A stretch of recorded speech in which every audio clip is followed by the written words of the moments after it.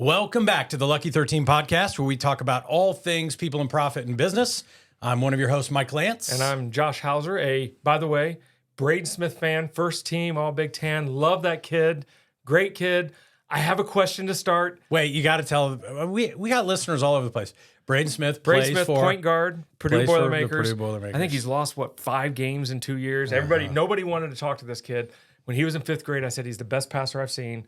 I just love watching him play basketball. The way he carries himself, he's got this moxie to him. He's going to find a way to win. Having Zach Edey doesn't hurt, and having a guy like Matt Painter lead the program. But I do have a question that leads me to, what do IU fans do during March Madness? Is it like during bowl season for football?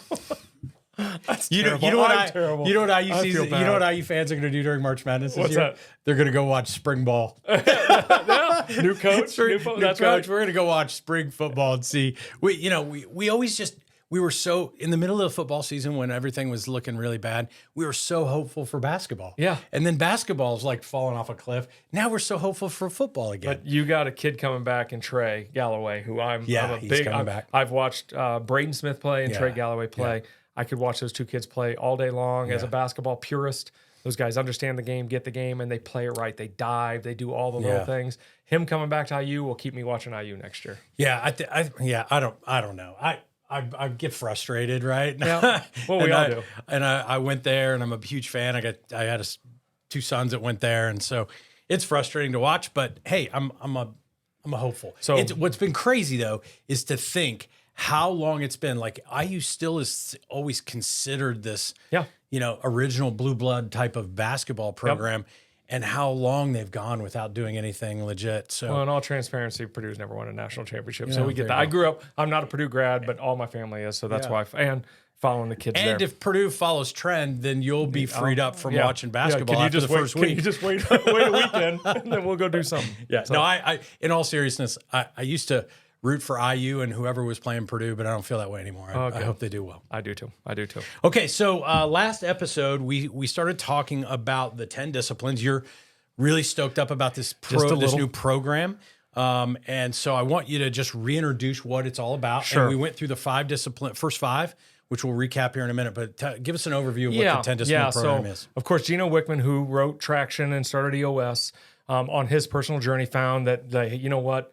There are a lot of CEOs that are running great companies. They got everything going right, but their personal life and their leadership personal life is just out of balance. Yeah. And they don't have the rules, tools, and disciplines that we install in EOS or what we install in leadership training at True You just for themselves. And so what we know is when the CEO or the leader or the leadership team's in great balance, the organization feels it and the home feels it at the same time. And when they're out of balance, one of those two are usually the recipient of the bad side. So he started this 10 disciplines course. I jumped into the first cohort, and man, I drank the Kool-Aid. I'm all in, and really adopted it all the way through to the point that I'm excited to start teaching this myself now. I'm in a mastermind group with some amazing individuals, CEOs and leaders from other companies that I now call brothers that I might only see once or twice in my lifetime, but I can't help but see him every once a month. Is one of my favorite times just to dig in. And so Gino's now wrote a book. It's going to come out March 26th. It's called Shine. He wrote it with who I call my mentor, Rob Dubay, who's the guy who leads me through. I got a call with him today, so I'm sure I'm going to get beat up on this. I say beat up in a good way. I walk out of there because he just taps into that side of doing the disciplines, right? The disciplines are what's the journey is about. The journey and who you go with and where you get to is amazing. The disciplines are what's going to get you there.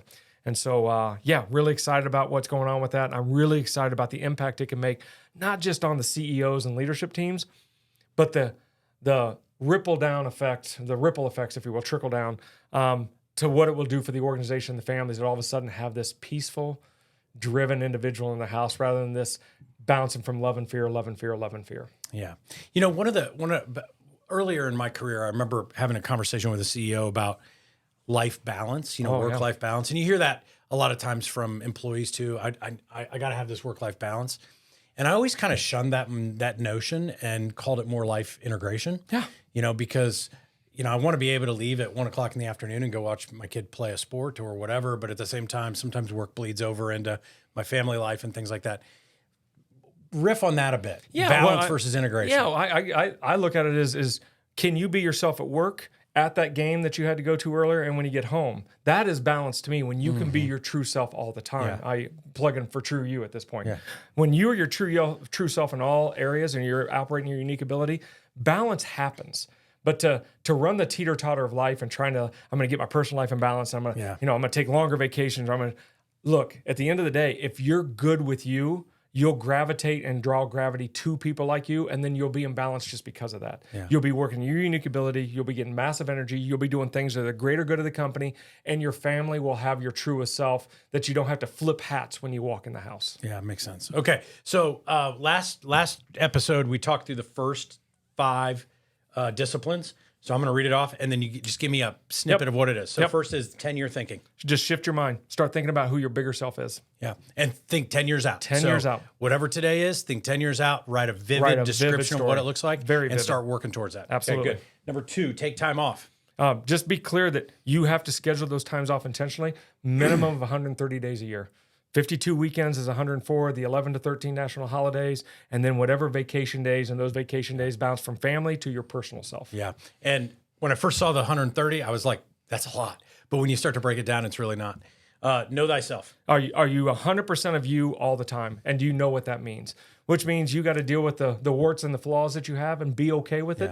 Doesn't mean you have to just let that, shine, but your true self will shine. So just get rid of these onions that you're protecting who you are and let your true self go out. Got it. Number 4, be still. Man, just for ideally 30 minutes a day, but can you sit for 5, 10, 15 minutes in just pure stillness, whether it be in nature, by yourself, in quiet, and just hold still and let your mind's a computer, just let it start to shut itself down and reboot itself, and you'll find out there's some magic stuff in there. And number 5 is know you're 100%. Man, just waking up every week knowing that if I work this many hours at this opportunity, that's where you get my best. Any hour less than that, I feel unfulfilled. Any hour more than that, I feel overwhelmed. Yeah. So you did a good job quickly breaking those down. If listeners want more, click back an episode go back, and hear that. So we're going to go deep dive into the last 5. So number 6 is say no often. Man, as leaders, aren't we always? The driven side of us is, yes, we can make that happen. Yes, we can make that happen, right? And the way I describe it is we are these gigantic balls of sun just giving off kilowatts like crazy.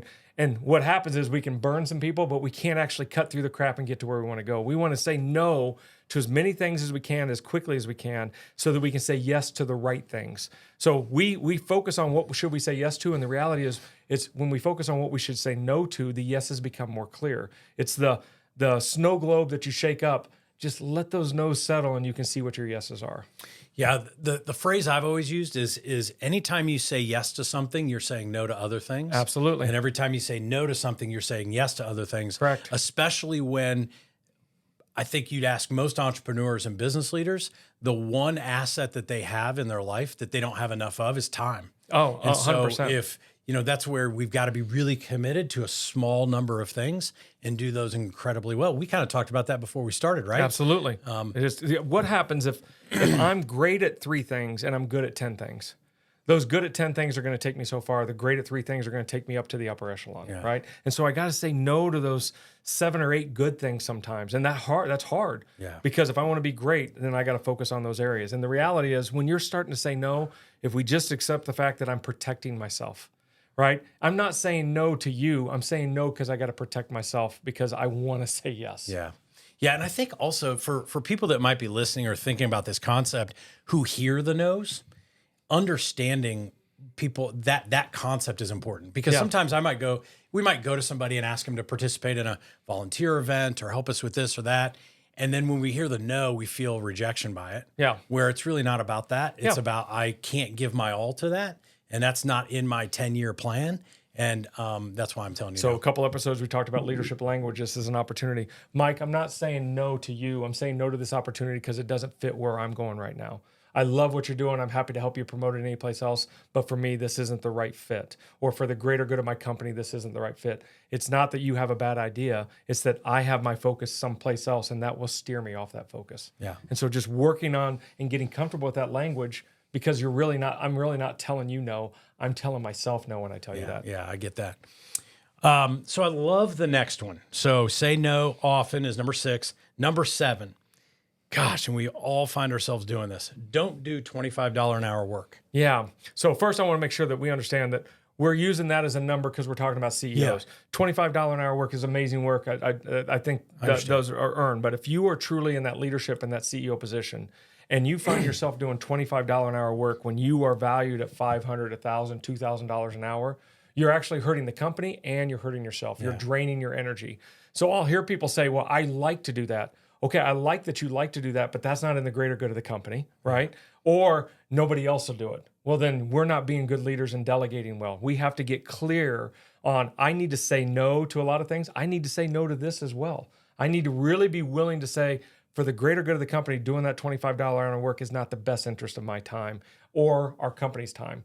I'll drain energy. The company will lose value from it. There won't be a rate of return, and we'll all get frustrated along the path. Yeah, and I don't think if you're worth $2,000 an hour or $500 an hour or $50 an hour, correct.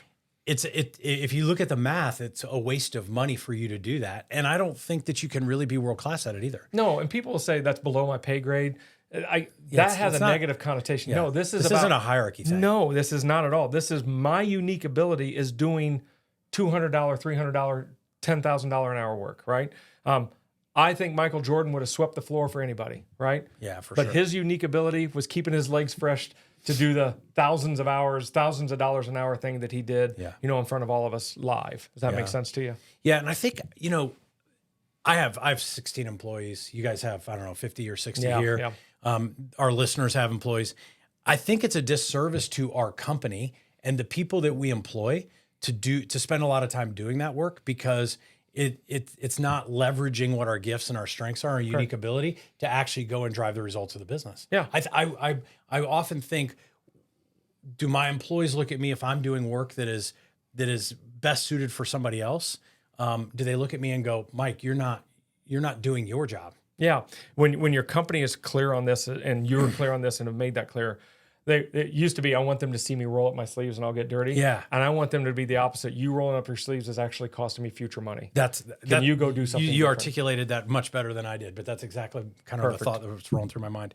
Okay, so say no often. Don't do. What's interesting is the say no often. I see in the parentheses if you want to earn six figures, right? Yeah. And so I thought that's an interesting thing because it's totally aligned up with what your income can be, what your success can be, and that sort of thing. And it's not only earn six figures, but it's also grow six figures. The faster you say no to things, the faster your growth will happen. Yep. Okay. Number 7 is don't do $25 an hour work. We get basically what it means is don't do work that's less than what you get paid to work, right? Your roles, skills, and responsibilities. Okay. Number 8, prepare every night. Biggest difference maker in my life. The 10-year thinking and this one go 1A, 1B. So once I started writing that 10-year thinking that we talked about last episode and I started working that direction, that was unbelievable. Writing down, and the idea behind this is simple, is that every night, just write down what the next day. Just plan the next day ahead before you go to bed. The subconscious will turn on. And when you wake up the next day, you've actually already lived the next day because you planned it out. Does that make sense? Mm-hmm. Now, I take it to a little bit different. I go one level deeper on that, is I write down my biggest lessons from the day. I have no mistakes. I haven't made a mistake for about a year now. Yeah. Because they're all lessons. Yeah. And so I know I've tried to even eliminate that word from my vocabulary. What a lesson. What an opportunity. I'm so thankful that happened. But when I go to bed, I write down my next day. Now, what I follow a couple of my leaders who do this is that then they wad it up and throw it away. Because whatever you wrote down, whatever sticks is what was important to you when you went to bed. So to get up in the morning and try to reread it, repetition is the mother of all learning, but the point is you're unlocking your subconscious into what is the next day. So when I write down my next day, I always end it with, what are my 3 words for the next day, right? And so I write those 3 words down. I swear 2 of those words come true the next day, every day. So if it's gratitude, if it's peace, if it's collaboration, I'll write down words I want to focus on the next day, and I don't read them the next morning, and they happen the next day, and it's crazy. Yeah. Sometimes just putting it out there in the world, and you just gravitate towards it, and it starts to happen for you. So I love that. Okay, number 9, put everything in one place. Yeah. This one, Remember I think told you have 2 books. Yeah, here, though. purposely. Yes, I'm struggling with this. Look. You carry remarkable. That's what I need to move to. I know it. I carry my iPad. I got 3 binders that I carry. I get it. And this is the clutter that goes on with having it in multiple places is the same clutter that's going on in your head. Does that make sense? And so in all fairness, this is my thought book and this is my workbook. The reality is they should live in one place. I get that. And I'm a 10 disciplines trainee. I'm not a master by any means. But just think about if anytime you had to find something, there was one place you could find it. Yeah. Does that make sense? Yeah, it does. And so my system I use the Remarkable. I went to the Remarkable because I had 75, 80 of these on my shelf that were all full. And I'd go meet with a client and they'd be like, you remember that meeting we were in a year ago and we talked about this idea? I'm like, yeah, that's on the moleskin, like on my shelf. And so it's all in here. But the other piece that I do is on my phone, I have an app where I can go, because I'm always thinking. Yep. And if I don't get that out of my head, I'll either forget it or I'll keep stewing on it. Yeah. So I always try to get things out of my head as quickly as possible. So I know that absolutely everything that comes to me is either in that Remarkable or it's in my phone. Yeah. If I could simplify it, capture all your ideas, all your thoughts, all your commitments, just have them all in one place. Yeah. We have them all here, but they don't stay there. They float around in all these neurons. Yeah. And just having that, I love that you use Remarkable. That's the suggestion I would make to anybody is either the iPad or Remarkable, because I also like the writing portion. Yeah. It's not just typing, writing it changes things. There's some connection with your brain. We call it ink to think. I've heard it called the pen wins, right? So the pen, use the pen to win.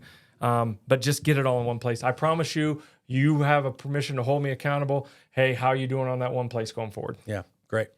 Last one, number 10. So we covered say no often, don't do $25 an hour work, prepare every night, put everything in one place, and the last one is be humble. Oh my gosh. So those last four and the one before that, which was know you're 100%, are all about protecting yourself. I mean, putting everything in one place is protecting yourself. Now it's back to knowing yourself. And when we say be humble, what we want to think about is, do you view yourself as an equal to every other person in the world? So back to that $25 an hour person. That doesn't, because you make $1,000 an hour, you're not above them. No. You're not better than them. It's just that's where your unique ability pulls to the greater good of the company. Does that make sense? And so when you're humble, and it doesn't matter if you're at the drive-thru at McDonald's or the owner of Anthony's Chop House Steakhouse, because I just took my wife there for her birthday. Great shout out there. Oh, amazing. I'm still reeling from the fat for that. But in looking at everybody as they're just another human on this planet that had a thumbprint, I'm going to get spiritual, by God put on them, and they have a unique ability, and because they're not doing what you do or you're not doing what they do doesn't change anything. Just be humble and be comfortable being humble. It's okay. Yeah, love it. And that's always, sometimes when people are finding great success in life, their ego gets in the way. They forget about humility. They forget about the people that helped them get there and all that kind of stuff. And so, unfortunately, in many ways, we live in a society that complements power, complements wealth, complements entrepreneurship, business ownership, and all of that. And so it can kind of go to people's head a little bit. There's nothing wrong with being humbly confident. I want to make sure we say that. Yeah, confident. This is know thyself. Yeah, I'm humbly confident who I am.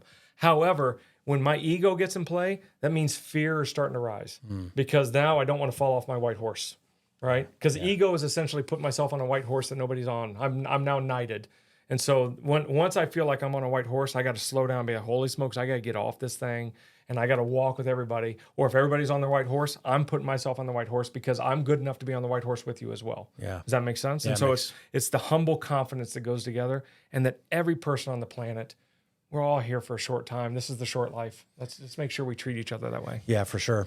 Well, this has been a great conversation. The 10 disciplines. So what do you recommend that listeners do with this content at this point? Yeah, 3 shout outs. One, Gino's book comes out, I think March 26th. I got an early read copy. I mentioned that earlier. Shine. Yeah. It's essentially, think about it this way, and we don't cuss on this. So shed your crap and shine. You can substitute that crap word if you want and have 3 sh sounds in a row.